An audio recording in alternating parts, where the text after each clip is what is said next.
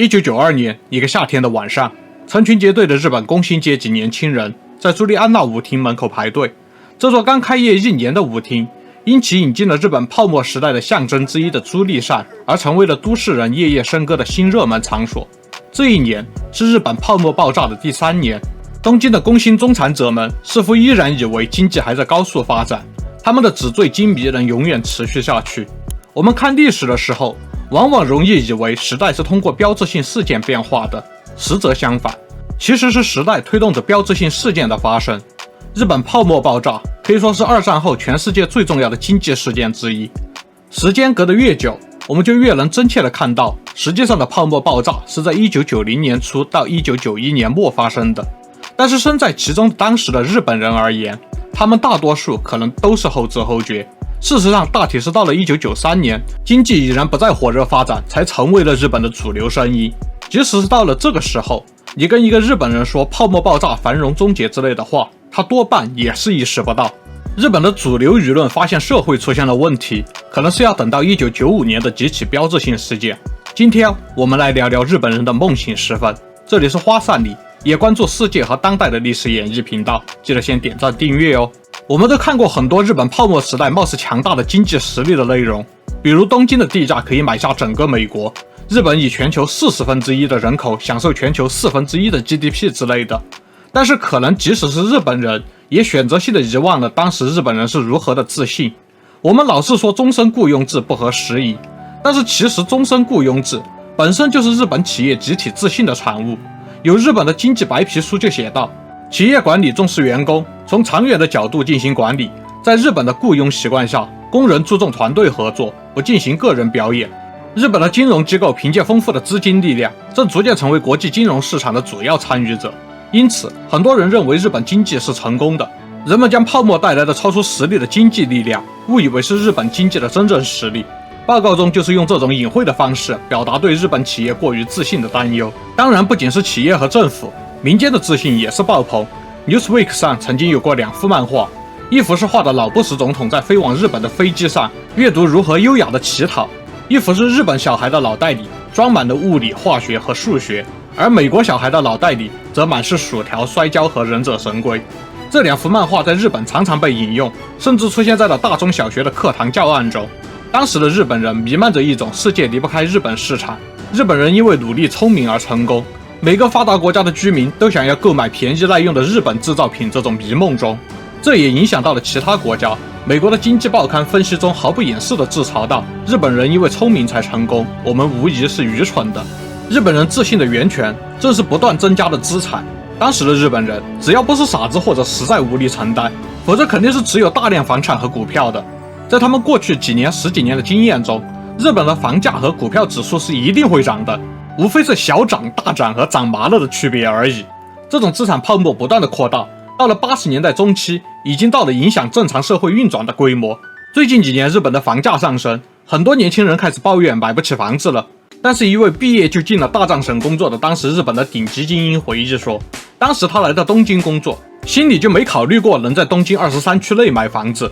实际上，当时日本几乎所有的公司都在进入房地产和股市投资，这时日本几乎是干啥啥都赚，反正就算赔钱了，也可以通过房地产相关的金融操作盈利。所以这些公司发工资也是相当慷慨，大量20岁的初级社员一次奖金也能拿到100-200万日元。他们被告知日本人更聪明，日本的教育更加辛苦，因此他们本身就创造了更多价值，更多的消费也是对世界经济的贡献。但是即使是在这种情况下，日本当时的顶级精英在东京工作，但是无法负担东京的房屋价格，也已经被认为是理所当然的常识，可见泡沫之严重。以前魏王要建中天台，徐往劝谏说中天高7500里，修这样的台子，地基要方圆8000里。尧舜大一统，土地才方圆5000里。大王，你是要统一列国之后，还要消灭多少个蛮族，开发多少的新地才能修这个台子呀？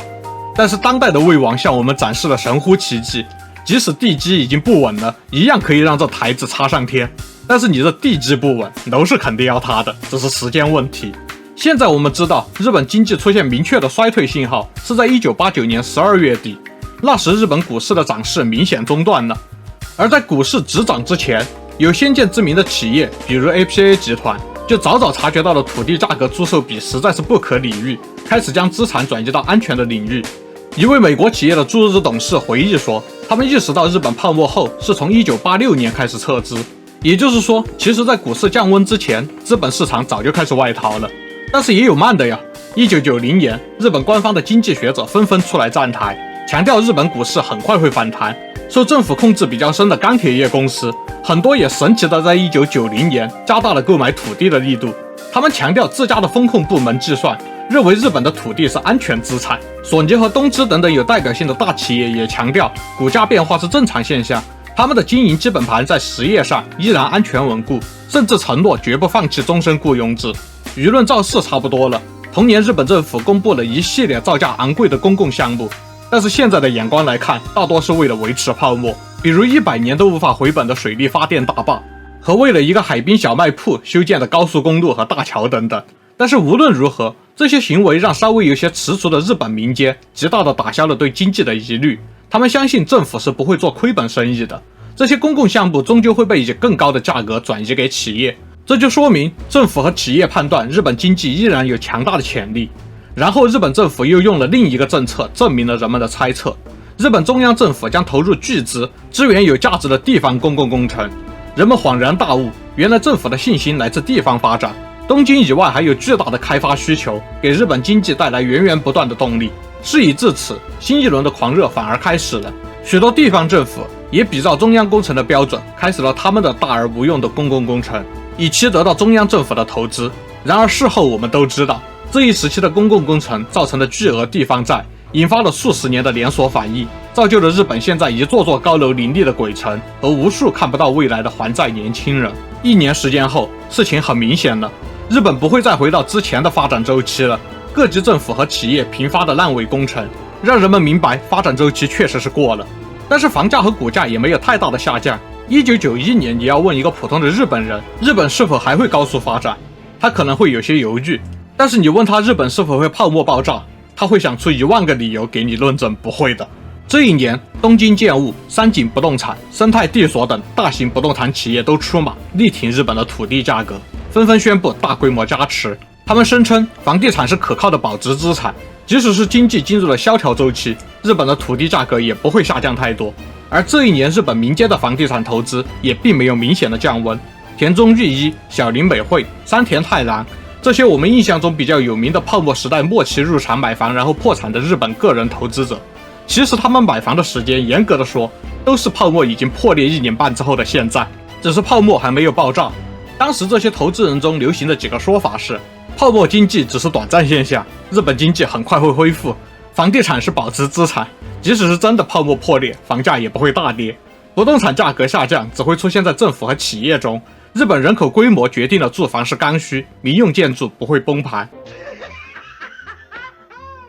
其实此时日本已经不仅仅是年轻人买不起房的问题了，甚至还发生了严重的年轻人拒绝生育的潮流。毕业自九州大学的松冈回忆说，1990年毕业后，他决定先不找工作，等形势明了之后再去一个稳定的产业。这一年，他在一个车企相关的电子厂做临时工，半年后他计算所有的工资和津贴，发现这半年的实际时薪竟然高达恐怖的3500日元，认为泡沫破裂果然是美国人打击日本经济信心的阴谋论。就这样，他又拿着钱旅游了半年。1991年开始真正作为新毕业生找工作，然而仅仅是半年时间，劳动力市场需求急转直下，大量像他这样的年轻人很难再找到像前几届学长学姐一样的好工作，待业潮席卷而来。更令他愤怒的是，日本的舆论场上充斥着70后是垮掉的一代，因为不努力才找不到工作这样的论调。即使是九州大学这种顶级名校毕业的他，也会被早几年高中毕业就进入职场的同学鄙夷，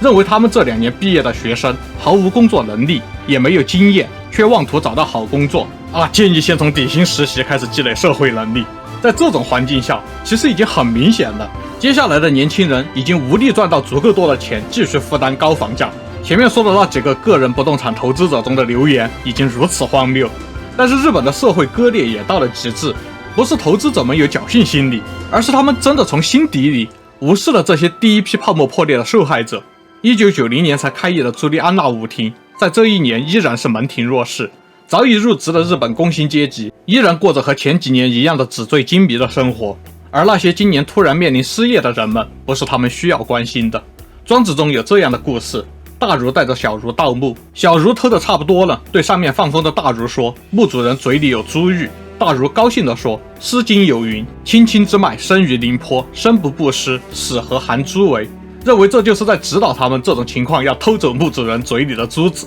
正在行盗墓之人说着有理有据的话为盗墓证明，也终究是自欺欺人。当时的投资者拿着各种数据、各种理论，论证泡沫虽破但不会爆炸，却无视每个人身边都明显存在着的反证例子，还不如去盗墓呢，好歹能搞个夜明珠，不至于自欺欺人之后还要把投资赔进去。这一切妄想也都在1993年迎来了明确答案。股市楼市双双大跳水，高杠杆投资者的破产消息和债务暴雷的机构一个接一个的出现，承诺绝不放弃终身雇佣的索尼开始裁员，东芝开始了降薪。再怎么后知后觉的日本人也知道，日本是回不到高速发展的道路了。但是这时你要问日本人经济泡沫爆炸了吗？可能还是会有很多人告诉你没有爆炸，甚至还会说泡沫问题并不大。断断续续的破产消息和失业者毕竟还是无法成为社会主流的声音，要等到日本人都明确的发现有一大批自己并没有做错什么却迎来了悲惨命运的绝望同胞时，